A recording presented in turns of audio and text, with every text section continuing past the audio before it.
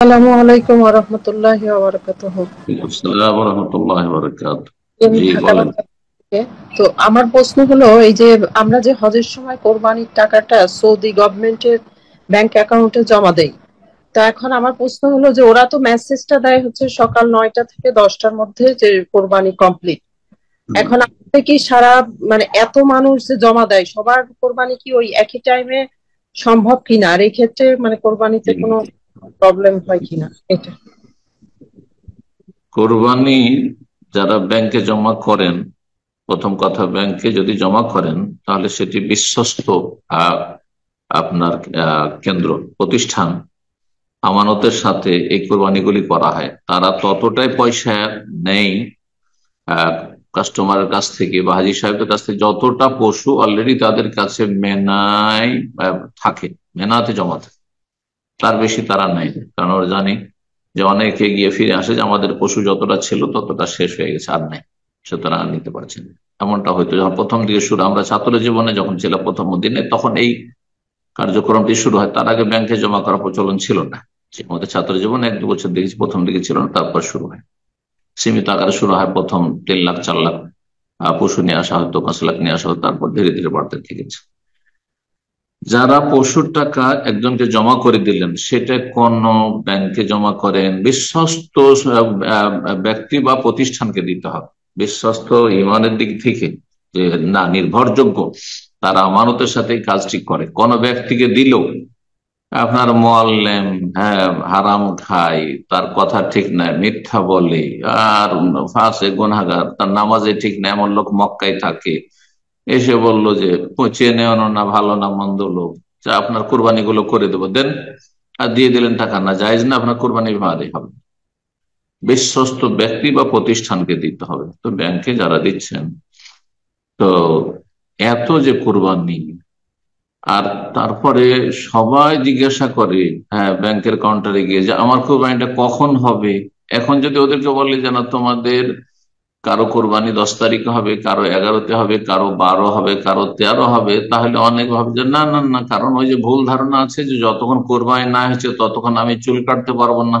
এই যে ভুল মশলা, ভুল তথ্য বেদাতি মোল্লারা জানিয়ে রেখেছে, হ্যাঁ, জাহেল মোল্লারা জানিয়ে রেখেছে, যার ফলে সবাইকে ওই বাঙাল বোঝানো হয় যে হ্যাঁ, সকাল 9টা তো 10টা, 9টা না হয় 10টা। আসলে এগুলো কিছুই না।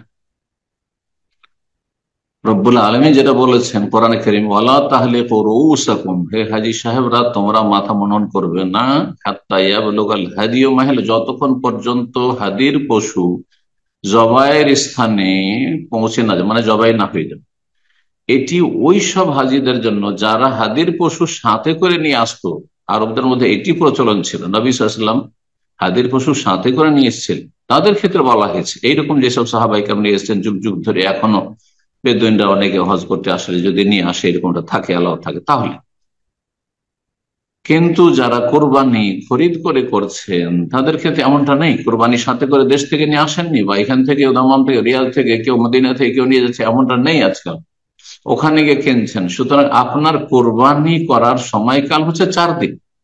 10 তারিখ কোরবানি করা যায়, 11তে করা যায়, 12, 13 জিলহজ পর্যন্ত করা যায়, এটি হচ্ছে সঠিক মত। যদি আর একটি মত যে 13 তারিখ পর্যন্ত নয়, 12 তারিখ, 3 দিন কোরবানি, কিন্তু হাদিস স্পষ্ট রয়েছে যে আইয়াম তাশরিক, আইয়াম জাবহির, তাশরিকের দিনগুলি সব জবাইয়ের দিন, আর তাশরিকের দিন 13 জিলহজ পর্যন্ত।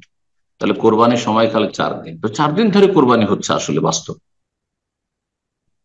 আপনি 4 দিন তাহলে বসে থাকবেন অপেক্ষায়, হ্যাঁ, সন্দেহের ভিত্তিতে, নাকি শুধু মেসেজের উপর নির্ভর করছেন? আপনি কেন এগুলো করতে যাবেন? এইসব পেরেশানির কোনো প্রয়োজন নেই। আসলে শরীয়তের বিধান হচ্ছে যে 10 তারিখের যে কাজগুলি রয়েছে ধারাবাহিক, এই 4-5টি, সেই কাজগুলি যদি পর্যায়ক্রমে করেন যেভাবে সুন্নাহ, তাহলে এটি উত্তম। আগে পরে যদি হয়ে যায়, যে কোনো ভাবে আগে পরে হোক না কেন, সেই বুখারী মুসলিমের হাদিস, ফামা কুদ্দিমা ওয়ালা উখিরা ইয়াউমাইযিন, সেই দিন কোনটি আগে করে দেওয়া হয়েছে, পরে করার দরকার ছিল, কোনটি পরে করা হয়েছে সেটি আগে করার প্রয়োজন ছিল, যা কিছু জিজ্ঞাসা করা হয়েছে নবী সাল্লাল্লাহু আলাইহি ওয়াসাল্লামকে, ইল্লা কালা, একই উত্তর দিয়েছেন, ইফআল ওয়ালা হারাজ, করে যাও, কোনো অসুবিধা নেই। তো আগে পরে হলেও কোনো অসুবিধা নেই। কাজগুলি 5টি হচ্ছে। প্রথম কাজ হচ্ছে বড় জামরাকে সে পাথর মারা 7টি, দুই নম্বর কাজ নিজ হাতে কোরবানি করলে, ভালো কাজ, নিজ হাতে কোরবানি করলে 2 নম্বরে করবে, এটি উত্তম। যদি কাউকে দিয়ে দিয়ে থাকেন তো উকিল, তাকে মানে দায়িত্ব উকিল, এই যে আদালতে উকিল থাকে, মানে কেসটা লড়ার জন্য আমি পারছি না সেখানে জেরা করতে, সেজন্য আমার পক্ষ থেকে নিজেরা করতে। ঠিক ওই রকম আপনার, আমি নিজে কোরবানি করতে পারছি না, তো আমি একজনকে দায়িত্ব দিয়েছি, ওকে উকিল বলা হয় শরীয়তের ভাষায়, আর দিয়ে দিয়েছেন টাকা, কাজ কাজ হয়ে গেছে আপনার, শেষ। তখন কোরবানি হবে দেখার বিষয় না, আগে পরে হলে কোনো অসুবিধা। তাহলে আপনার 3 নম্বর যে কাজটি এখন চলে আসে সেটা হচ্ছে মাথা মুন্ডন করা বা মাথার চুল ছোট করা। 4 নম্বর কাজ বাইতুল্লাহর তওয়াফ করা। 5 নম্বর কাজ হচ্ছে সাফা মারওয়া সাই করা। এই হচ্ছে কাজ, আগে পরে হয়ে গেলে কোনো অসুবিধা নেই, আগে পরে হলে কোনো অসুবিধা নেই।